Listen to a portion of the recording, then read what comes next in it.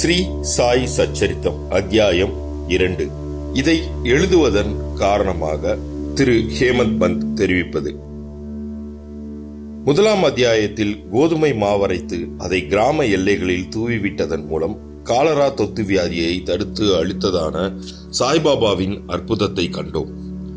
நான் சாய்பாபாவின் மற்றும் பல அற்புத லீலைகளை பற்றி பெரும் உள்ள கிளர்ச்சியுடன் கேட்டிருக்கிறேன். அக்கிளர்ச்சியே இவ்வழகான பணியாக பொங்கி உருவெடுத்தது. சாய்பாபாவின் பெருமையுடைய அற்புதங்களை வரைதலானது அவருடைய அடியவர்களுக்கு உற்சாகமூட்டுவதாகவும் அறிவுறுத்துவதாகவும் இருப்பதுடன் அவர்களின் பாவங்களையும் நீக்கும் ஆதலினால்தான் நான் சாய்பாபாவின் புனித வரலாற்றையும் அவருடைய போதனைகளையும் எழுதத் தொடங்கினேன். ஞானியின் வரலாறு என்பது தர்க்க சாஸ்திரத்துக்கோ பட்டிமன்றத்துக்கோ உரியது அன்று. அது உண்மையும் பெரியதுமான வழியையே காண்பிக்கிறது. தாம் இப்பணியை செய்ய தகுதியுடையவர் அல்ல என்று ஹேமந்த் பந்த் நினைத்தார். எனக்கு நெருங்கிய நண்பனின் வாழ்க்கையே தெரியாது, அப்படியே எனது மனதையும் நான் அறியேன். இவ்வாறு இருக்கையில் வேதங்களால் கூற இயலாத ஒரு ஞானியின் வரலாற்றையோ அல்லது அவதாரத்தின் குணங்களையோ நான் எப்படி எழுதுவேன்? ஒரு ஞானியின் வாழ்க்கையை விவரிக்கும் ஒருவனும் ஞானியாகவே இருக்க வேண்டும். எனவே நான் எப்படி அவர்தம் புகழை விவரிக்க இயலும்? ஞானியின் வாழ்க்கையை வரைவது என்பது மிக கடினமானதாகும். ஒருவன் 7 கடல் ஆழத்தையும் அளவிட்டு விடலாம். துணி ஜோடனைகளால் ஆகாயத்தையும் அலங்கரித்து விடலாம். இது தீரமிக்க செயலாகும் என்று நான் அறிவேன். இது என்னை பார்த்து பிறர் நகைக்க இடம் கொடுத்துவிடும் என நான் சாய்பாபாவின் அருளை நாடினேன். அடியவர்கள் விரும்பும் வெற்றிகரமாய் முடிவுறும் இப்பணியை மேற்கொள்வதற்கு ஞானியர் தம் வாழ்க்கை வரலாற்றை எழுதுவோரை கடவுள் விரும்புகிறார் என்று மகாராஷ்டிரத்தைச் சேர்ந்த முன்னோடி கவியும் ஞானியுமான ஸ்ரீ ஞானேஸ்வர் மகாராஜ் என்பவர்கள் எடுத்து இயம்பியதன் பெயரில் இப்பணியை ஞானிகள் சங்கல்பிக்கிறார்கள். அடியவனும் அம்முடிவை அடைய மறைமுக காரணமாய் இருக்கின்றான் அல்லது கருவியாய் இருக்கின்றான் என்பதை உணர்ந்தேன். உதாரணமாக, சக வருடம் 1700 கவி மகிபதி ஞானிகளின் வாழ்க்கையை எழுதும் உயர் நோக்கம் கொண்டார். ஞானிகள் அவரை சங்கல்பித்து அந்த பணியை நிறைவேற்றி வைத்தார்கள். அம்மாதிரியே சக வருடம் 1800 தாஸ்கனுவின் சேவையும் அங்கீகரிக்கப்பட்டது. முன்னவர் பக்த விஜயம், சந்த விஜயம், பக்த லீலாமிருத், சந்த லீலாமிருத் என்னும் 4 நூல்களையும், பின்னவர் அதாவது தாஸ்கனு அவர்கள் நவீன ஞானியரை பற்றி விவரிக்கப்பட்ட பக்த லீலாமிருத், சந்த கதாமிருத் என்ற நூல்களையும் ஏற்றினார். பக்த லீலாமிருத்தின் 31, 32, 33 அத்தியாயங்களிலும் சந்த கதாமிருத்தின் 57ஆம் அத்தியாயத்திலும் சாய்பாபாவின் சுவையான வாழ்க்கையும் அவரின் அறிவுரைகளும் நன்றாக சித்தரிக்கப்பட்டிருக்கின்றன. இவை சாய் லீலா சஞ்சிகையில் தொகுப்பு 11, 12, 17 தனியாக பதிக்கப்பட்டிருக்கின்றன. படிப்பவர்கள் இவ்வத்தியாயங்களை படிக்க கேட்டுக் கொள்ளப்படுகிறார்கள். அப்படியே பாந்திராவைச் சேர்ந்த திருமதி சாவித்ரிபாய் ரகுநாத் தெண்டுல்கர் பதிப்பித்துள்ள சாய்நாத் பஜன்மாலா என்ற சிறிய அடக்கமான புத்தகத்திலும் சாய்பாபாவின் அற்புத லீலைகளை சித்தரிக்கப்பட்டிருக்கின்றன. தாஸ்கனு மகாராஜும் பல்வேறு இனிய பாடல்களை சாய்பாபா மீது எழுதியிருக்கிறார். குஜராத்தில் அமிதாஸ் பவானி மேதா என்னும் ஷிரடியைச் சேர்ந்த ஓர் அடியவர் சாய்பாபாவின் சில நிகழ்ச்சிகளை பதிப்பித்துள்ளார். தட்சிண பிக்ஷா சன்ஸ்தானும் சாய்நாத் பிரபாவை சில பதிப்புகளை செய்தனர். இவ்வாறு சாய்பாபாவை பற்றி பல நூல்கள் இருக்கும் போது இந்த சச்சரித்தம் ஏன் எழுதப்பட வேண்டும்? அதற்கான தேவை என்ன என்னும் எதிர்ப்பு கேள்விகள் வருகின்றன. விடை தெளிவானதும் எளியதும் ஆகும். அகன்று ஆழ்ந்த எல்லையற்ற ஓர் பெருங்கடல் போன்று சாய்பாபாவின் வரலாறு உள்ளது. அனைவரும் அதனுள் ஆழ்ந்து மூழ்கி விலைமதிப்பற்ற ஞானம், பக்தி என்ற முத்துக்களை எடுக்கலாம்.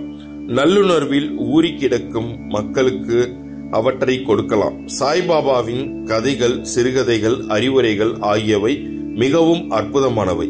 இவ்வுலக வாழ்க்கையினுடைய துன்ப பெருஞ்சுமைகளை சுமந்து கொண்டிருப்பவர்கள், கவலையால் பீடிக்கப்பட்டோர்கள் ஆகியோர்களுக்கு மன அமைதியையும் மகிழ்ச்சியையும் அவை அளிக்கின்றன.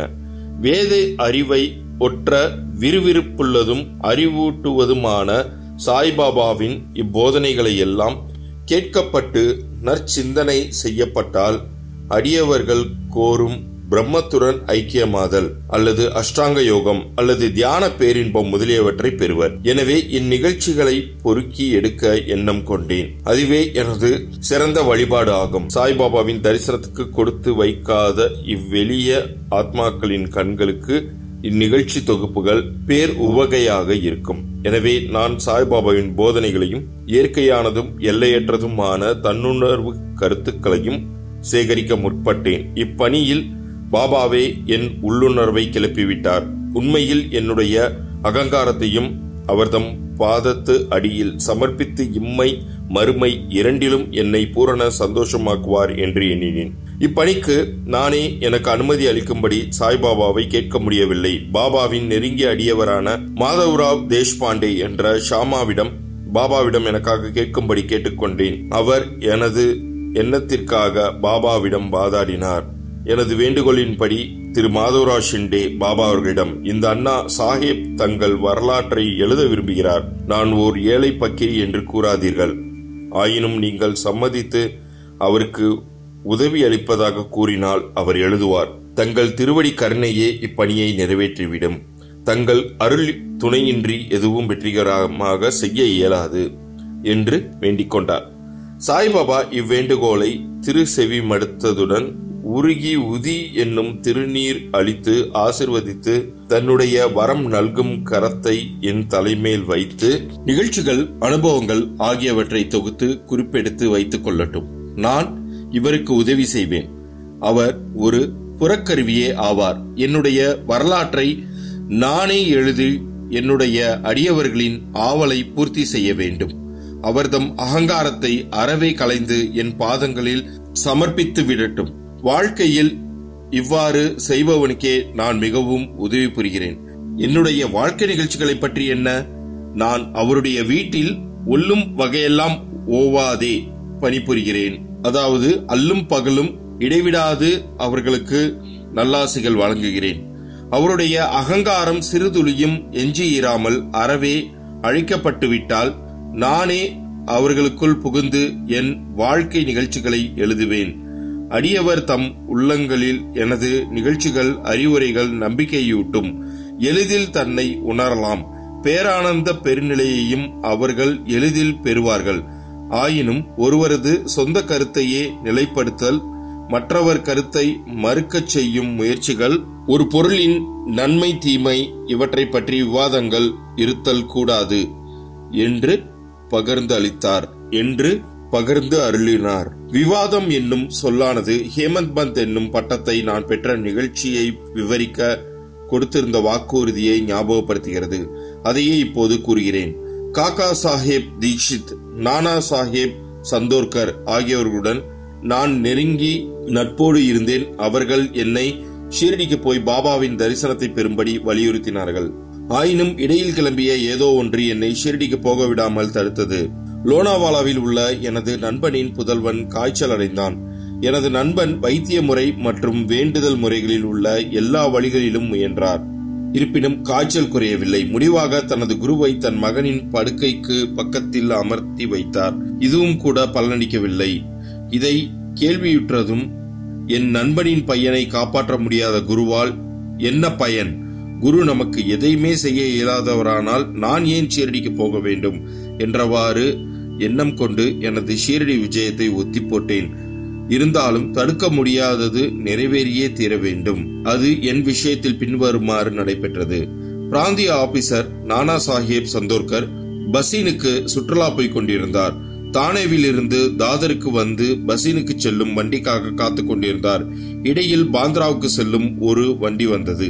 அதில் அவர் ஏறி அமர்ந்து பாந்திராவுக்கு வந்து என்னை கூப்பிட்டு அனுப்பினார். நான் ஷீரடி விஜயத்தை கைவிட்டது குறித்து என்னை கடிந்தார்.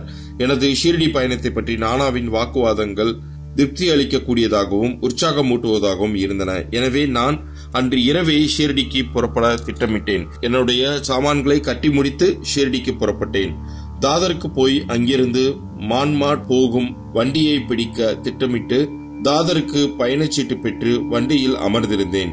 வண்டி புறப்பட இருக்கும் பொழுது ஒரு முஸ்லிம் பெரியவர் விரைவாக எனது பெட்டிக்கு வந்தார். எனது மூட்டை முடிச்சுகளை பார்த்துவிட்டு போகும் இடம் என்ன என்று கேட்டார். நான் எனது திட்டத்தை கூறினேன். பின்னர் அவர் என்னை தாதரில் நிற்காமல் போரிபந்தருக்கே நேராக போகும்படியும், ஏனெனில் மன்மாட் மெயில் தாதரில் நிற்காது என்றும் அறிவுறுத்தினார். இந்த அற்புதம் நிகழ்ந்திராவிட்டால் ஷீரடிக்கு திட்டமிட்டபடி அடுத்த நாளே போய் சேராதிருந்திருப்பேன். பல ஐயங்கள் என்னை கடுமையாக தாக்கியிருக்கக்கூடும். ஆயினும் அடுத்த நாள் காலை 9 to 10 மணிக்குள்ளாகவே ஷீரடியை அடைந்தேன். அங்கு பாவ் சாஹேப் எனக்காக காத்துக் கொண்டிருந்தார். இது 1910 நிகழ்ந்தது. அப்போது யாத்ரிக அடியார்களுக்கு ஒரே ஒரு தங்குமிடம்தான் இருந்தது. இது சாதேவினுடைய வாதாவாகும். குதிரை வண்டியிலிருந்து இறங்கிய பின்னர் பாபாவின் தரிசனம் பெற ஆவலாக ஏங்கியிருந்தேன். மசூதியில் இருந்து திரும்பி வந்த பெரும் அடியவரான தாத்யா சாஹேப் நூல்கர் சாய்பாபா வாதாவின் மூலையில் இருக்கிறார். முதலில் ஒரு முன்னோடி தரிசனம் செய்துவிட்டு குளித்த பின் சாவகாசமாக பார்க்கலாம் என்று கூறினார். இதை கேட்டவுடனே நான் பாபாவிடம் ஒரு சாஷ்டாங்க நமஸ்காரம் செய்தேன். எனது மகிழ்ச்சிக்கு எல்லையே இல்லை. நானா சாஹேப் சந்தோர்கர் என்னிடம் கூறியதற்கு அதிகமாகவே நான் கண்டேன். என்னுடைய புலன்கள் எல்லாம் திருப்தி அடைந்தன. நான் பசி தாகத்தை மறந்தேன். சாய்பாபாவின் பாதங்களை தொட்டவுடன் ஆசீர்வதிக்கப்பட்ட ஒரு புத்தம் புதிய வாழ்வையே அவர் எனக்கு அருளியதை உணர்ந்தேன். என்னை இச்செயலில் இடைவிடாமல் தூண்டி சாய்பாபாவின் தரிசனத்திற்கு உதவி புரிந்தவர்களுக்கு கடமைப்பட்டிருப்பதாக கருதினேன். அவர்களை உண்மை உறவினர்களாக நினைக்கிறேன். அவர்களுடைய கடனை நான் திருப்பித் தர முடியாது. அவர்களை நினைத்து அவர்கள் முன் வீழ்ந்து வணங்குகிறேன். சாய்பாபாவின் தரிசனத்தில் உள்ள நூதனமானது நான் கண்டவாறு நம்முடைய எண்ணங்கள் மாறுகின்றன. முன்ஜென்ம கர்மங்களின் வலிமை அளிக்கப்படுகின்றது அல்லது பற்றற்ற நிலை அதிகரிக்கிறது. முன்ஜென்ம பிறவிகளில் செய்த பல நற்கர்மங்களால் அத்தகைய சுப தரிசனம் அடையப்படுகிறது. நீங்கள் சாய்பாபாவை கண்டுவிட்டீர்களானால் புற உலகு எல்லாம் சாய்பாபாவாக தோற்றமளிக்கிறது. குருவின் தேவையை பற்றி எனக்கு பாலா சாஹேப் பாடையக்கும் இடையில் ஒரு சூடான விவாதம் நடந்தது. நான் ஷீரடிக்கு வந்த தினத்தன்று நடைபெற்றது. நம் சுதந்திரத்தை நாம் ஏன் இழக்க வேண்டும், மற்றவர்களிடம் ஏன் சரணாகதி அடைய வேண்டும் என்று நான் விவாதித்தேன். நாம் நம்முடைய கடமையை செய்ய வேண்டி இருக்கையில் ஏன் குரு தேவைப்படுகிறார்? ஒருவன் தன்னாலான முயற்சிகளை செய்து தன்னைத்தானே காப்பாற்றிக் கொள்ள வேண்டும். சோம்பேறியாக தூங்குவதை தவிர வேறெதையும் செய்யாத ஒருவனுக்கு குரு என்ன செய்துவிட முடியும்? இப்படி நான் சுதந்திர எண்ணத்திற்கு வாதாடினேன். பாடை கர்மத்திற்காக வாதாடி கூறியதாவது: நடப்பது நடந்தே தீரும். பெரியோர்கள் எல்லோரும் தோல்வி உற்று இருக்கிறார்கள். மனிதன் ஒரு வழியில் நினைக்க, தெய்வம் வேறு வழியில் செயல்படுகிறது. உம்முடைய புத்தி சாதுரியத்தை தள்ளிவிடுக. பெருமையும் அகங்காரமும் உமக்கு உதவாது. கொள்கைகள் மாறுபாடுகள் இவற்றுடன் இவ்விவாதம் 1 மணி நேரத்திற்கு மேல் நடைபெற்றும் வழக்கம் போல் ஒரு முடிவும் காணப்படாது முடிவாக களைப்படைந்து விட்டோம். நானும் மன அமைதியை இழந்தேன். வலிவான சரீர அபிமானம், அகங்காரம் இவை இல்லாவிட்டால் விவாதமே இல்லை என கண்டேன். அகங்காரமே விவாதத்தை வளர்க்கிறது என்று கூறலாம். பிறகு நாங்கள் மசூதிக்கு மற்றவர்களுடன் சென்றபோது காகா சாஹேப் தீக்ஷித்தை பாபா பின்வருமாறு வினவினார்: சாதே வாதாவில் என்ன நடந்து கொண்டிருக்கிறது? விவாதம் எதை பற்றியது என்று கூறி என்னை உற்று நோக்கி மேலும் கேட்டதாவது: ஹேமந்த் பந்த் என்ன கூறுகிறார்? இவ்வார்த்தைகளை கேட்டு நான் மிகவும் ஆச்சரியமடைந்தேன். நான் தங்கியிருந்ததும் விவாதம் நடந்ததுமான சாதே வாதாவானது மசூதியிலிருந்து நல்ல தூரத்தில் இருக்கிறது. சர்வ வியாபியாகவும் அகத்திலிருந்து ஆட்டி படைப்பவராகவும் இல்லாவிட்டால் எங்களது விவாதத்தை பாபா எப்படி அறிந்திருக்க முடியும்? சாய்பாபா என்னை ஏன் ஹேமந்த் பந்த் என்னும் பெயரால் அழைக்க வேண்டும் என்ற எண்ணத்தில் நான் இருந்தேன். இச்சொல் ஹேமந்திரிய பந்த் என்ற வார்த்தையிலிருந்து திருத்தப்பட்டதாகும். இந்த ஹேமந்திரிய பந்த் யாதவ அரச வம்சத்தை சார்ந்த ராம்தேவ் மகாதேவ் என்ற தேவகிரி அரசர்களின் புகழ்பெற்ற மந்திரியாவார். கல்வி கேள்வி நிரம்ப பெற்று நற்பண்புகள் நிறைய பெற்ற அவர் ஆன்மீக விஷயங்கள் அடங்கிய சதுர்வர்க்க சிந்தாமணி மற்றும் ராஜ பிரசஸ்தி போன்ற பல உயர்ந்த நூல்களின் ஆசிரியரும் ஆவார். கணக்கு பேரேடுகளில் புதிய முறைகளை கண்டுபிடித்து புகுத்தியவரும் மற்றும் மராத்திய சுருக்கெழுத்தின் கர்த்தாவும் ஆவார். ஆனால் நான் முற்றிலும் மாறுபட்டவன், அறிவற்ற, ஓட்டமற்ற, நடுத்தர எண்ணத்தோன். எனவே அந்த பட்டம் எனக்கு எதற்காக சூட்டப்பட்டது என்று விளங்கவில்லை. ஆனாலும் அதை குறித்து தீவிரமாக சிந்தித்து அது என் அகங்காரத்தை அழித்து பணிவாகவும் அடக்கமுடனும் இருக்க வேண்டும் என்பதற்காகவே அளிக்கப்பட்டது என நினைத்தேன். விவாதத்தில் எனக்குள்ள புத்தி சாதுரியத்திற்காகவும் வழங்கப்பட்டதாகும். எதிர்கால நிகழ்ச்சிகளை உற்று நோக்கில் பாபாவினது சொற்கள் முக்கியமானதும் தீர்க்க தரிசனம் நிறைந்ததும் ஆகும். ஏனெனில் மிகவும் புத்திசாலித்தனமாக சாயி சமஸ்தானத்தின் நிர்வாகங்களை கவனித்தது, எல்லாம் கணக்குகளையும் நன்றாக வைத்திருந்தது, முக்கியமானதும் ஆத்மார்த்த விஷயங்களான ஞானம், பக்தி, ஆவல் இன்மை, நான் என்ற தன்மையை சரணமிடுதல், தன்னை உணர்தல் போன்றவற்றை குறிக்கும் சாயி சச்சரித்தம் என்ற அத்தகைய சிறப்பான நூலின் ஆசிரியராகவும் இருந்ததை காண்கிறேன். குருவின் தேவையை பற்றி நான் உணர்ந்தது. ஹேமந்த் பந்த் பாபா இவ்விஷயத்தை பற்றி என்ன சொன்னார் என்று எவ்விதம் குறிப்பும் விட்டு வைக்கவில்லை. ஆனால் காகா சாஹேப் தீக்ஷித் இவ்விஷயத்தை தனது குறிப்புகளில் பதிப்பித்துள்ளார். ஹேமந்த் பந்தின் சாய்பாபா சந்திப்பின் அடுத்த நாளில் பாபாவிடம் காகா சாஹேப் தீக்ஷித் சென்று தான் ஷீரடியை விட்டு போக வேண்டுமா என கேட்டார். பாபா ஆம் என்றார். பிறகு எங்கே போவது என்று யாரோ கேட்டார். பாபா உயர மேலே என்று கூறினார். அம்மனிதர் வழி எப்படிப்பட்டது என பாபாவிடம் கேட்டார். பாபா கூறினார், அங்கே போவதற்கு பல வழிகள் உள்ளன. இங்கிருந்தும், அதாவது ஷீரடியிலிருந்தும் ஒரு வழி உள்ளது. பாதை கடினமானது. புலிகளும் ஓநாய்களும் வழியில் உள்ள காடுகளில் உள்ளன. காகா சாஹேப் தீக்ஷித் ஆகிய நான் கேட்டேன், ஒரு வழிகாட்டியை நாம் அழைத்து சென்றால் என்ன? அதற்கு பாபா கூறினார், அப்போது கடினம் இல்லை. புலி, ஓநாய், படுகுழிகள் முதலியவற்றிலிருந்து உன்னை விலக்கி உன் குறிக்கோளை அடைய நேரடியாக அழைத்து செல்வார். வழிகாட்டி இல்லை என்றால் காடுகளில் நீ காணாமல் போகலாம் அல்லது படுகுழியில் விழும் அபாயம் இருக்கிறது. இந்த நிகழ்ச்சியின் போது தபோல்கரும் அறை அருகே இருந்தார். இதுவே குரு அவசியமா என்னும் விவாதத்திற்கு பாபாவின் பதில் என்று எண்ணினார்.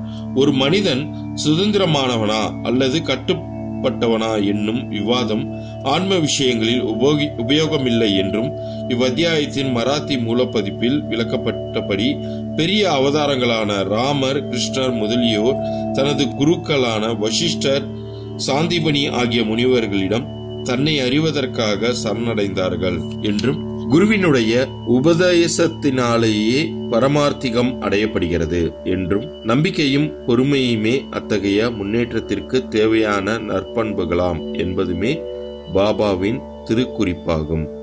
ஸ்ரீ சாயியை பணிக. அனைவருக்கும் சாந்தி நிலவட்டும். அத்தியாயம் 2 நிறைவுற்றது.